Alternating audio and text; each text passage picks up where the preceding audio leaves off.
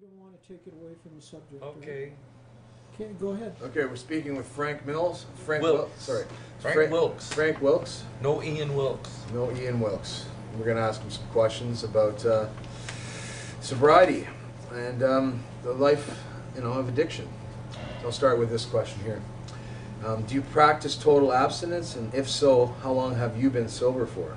I don't drink at all, any alcohol, and I don't do any drugs at all. The drugs have been, since 9 years I haven't done any, and I was doing cocaine, smoking it. Okay. Free base. Right. The alcohol I stopped doing 7 years ago. July 10th is my dry date. Right. 2006. So. Congratulations. Yeah, thanks. That's really quite an accomplishment for having two heavy ones that you've conquered so far. It's great. And how did you quit? Like, did you use 12-step at the beginning, rehab, cold turkey? Well, with the drugs, yep. I started being the custodian, cleaning the Twin Dragons Kung Fu Kickboxing Club, which is where we are right now, yes. down in the lobby. There's a little plug. And Lou Giuliani took me under his wing, and he helped me big time. Nice. He allowed me to come here and work out, and when I was cleaning the club, I had full access to the club. I could call Lou anytime I wanted, and he would be there for me, and other members of the club here. Right. It's like when I quit drinking, I had a really bad incident from drinking. I got so drunk, and someone beat the crap out of me, knocked me out cold. Wow. Woke up and didn't know what was going on. And the next day, that's when I called up a buddy of mine that I knew was going to AA meetings, and asked him if he would be my sponsor. Okay, and cool. he took me to my first meeting, and I've been sober since. That was Right. July 10th, Okay. 2006. So I had a total bottom out, and I was drunk out of my brain and I had quit doing the cocaine, Yep. but I substituted it with the alcohol. Okay. You see what I mean? Yeah. So then I had to nip that in the butt too. That's So that's how I did that. I started going to meetings, AA meetings, and that really helped me. Yep. Do you still go to meetings to this day? I haven't been to a meeting in probably 2 or 3 years Okay. now. So That's good. I don't find that I need them Mhm. because I'm strong now, and Right. and I don't have any cravings.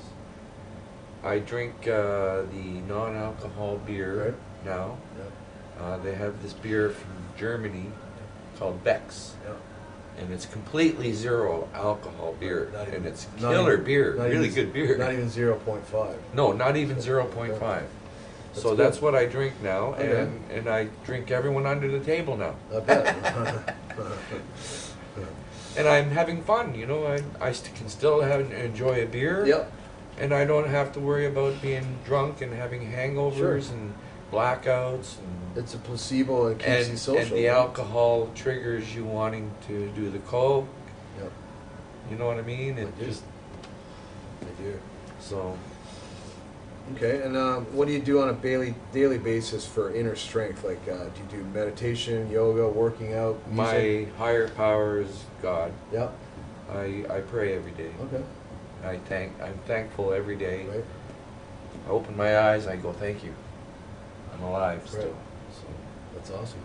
and I have a beautiful, awesome wife. My Oh. wife, Heike. Great. She's very supportive, and I just never have those cravings anymore. Okay. Well, I do have cravings, though, the odd times for the coke. Right. Sometimes I wake up out of a dream that I'm doing smoking it, right? Yeah. And I wake up holding my breath. It's scary. Right.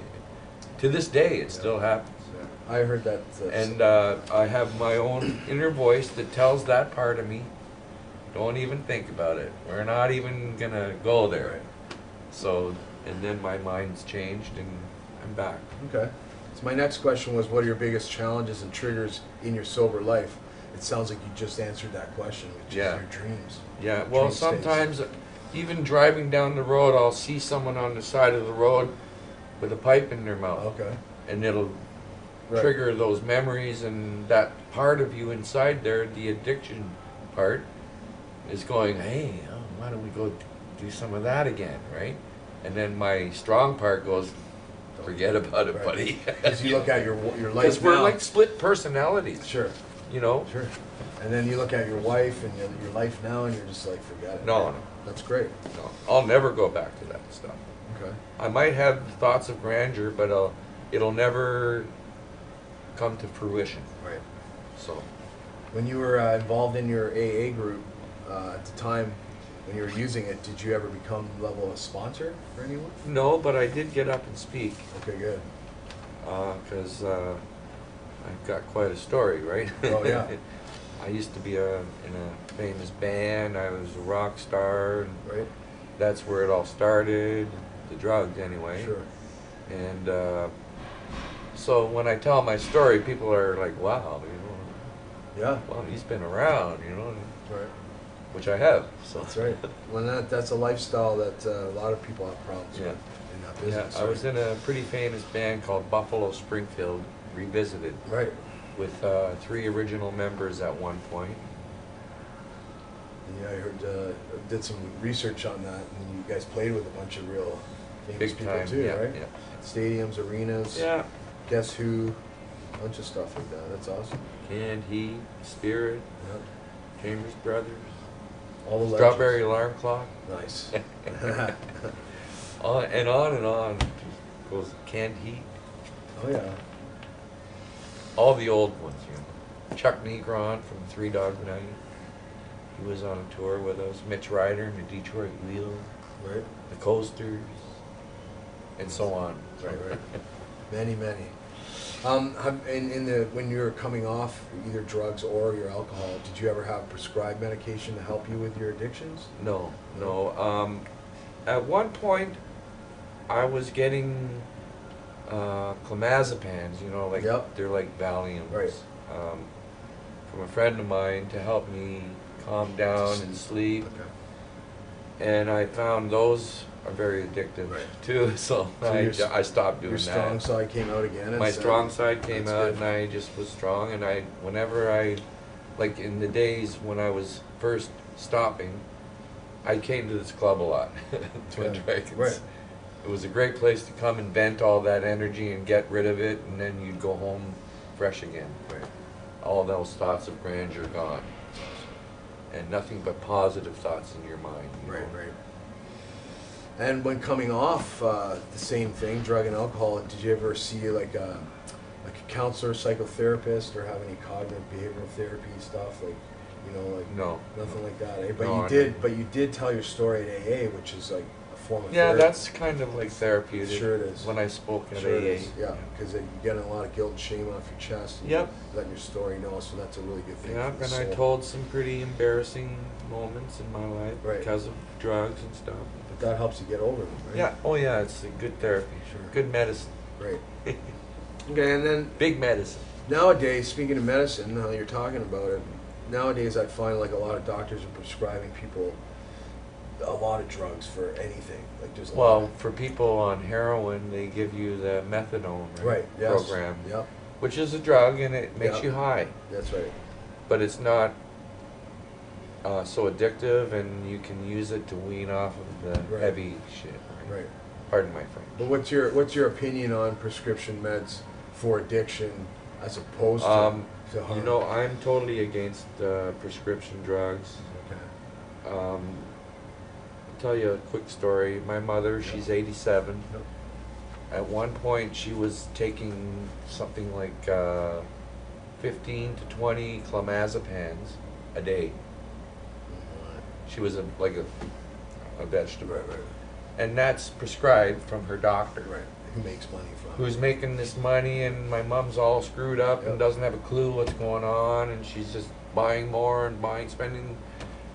And my family did sort of an intervention with her, and we talked her into selling her condo, and she moved up north with my oldest brother David, and she started going to the North Bay therapist there, and she's down to like 3 a day now. Nice.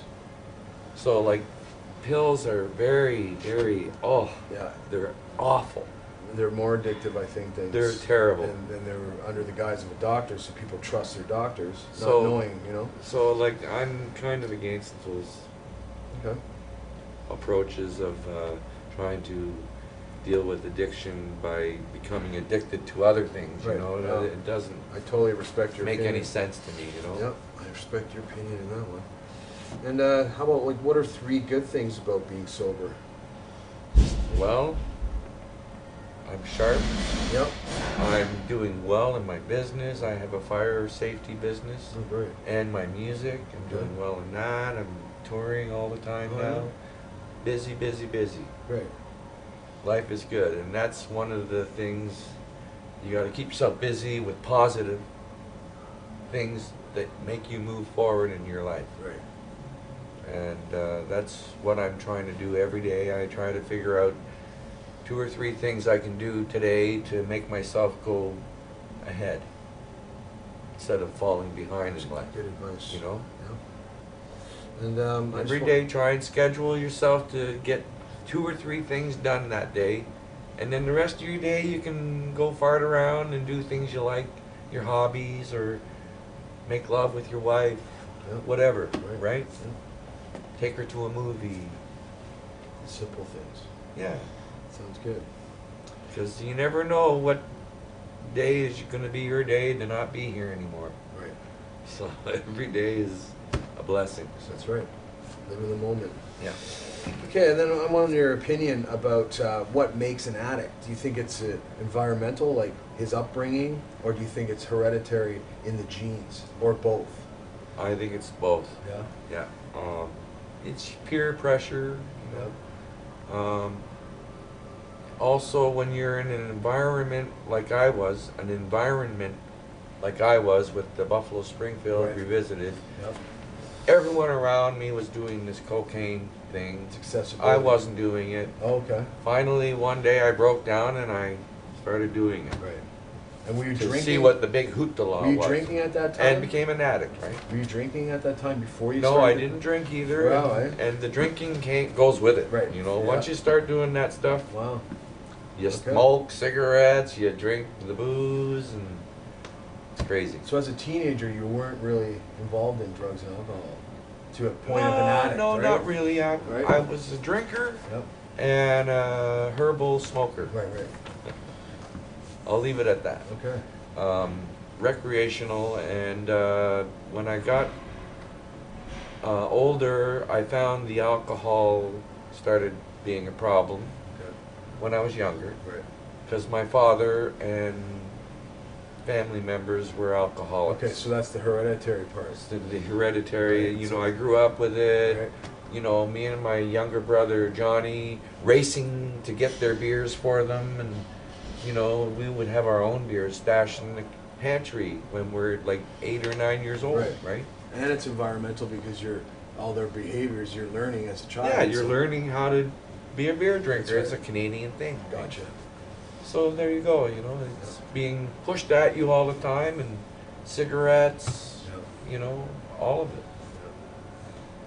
The drugstores, the prescription drug guys, they want to sell you all their drugs.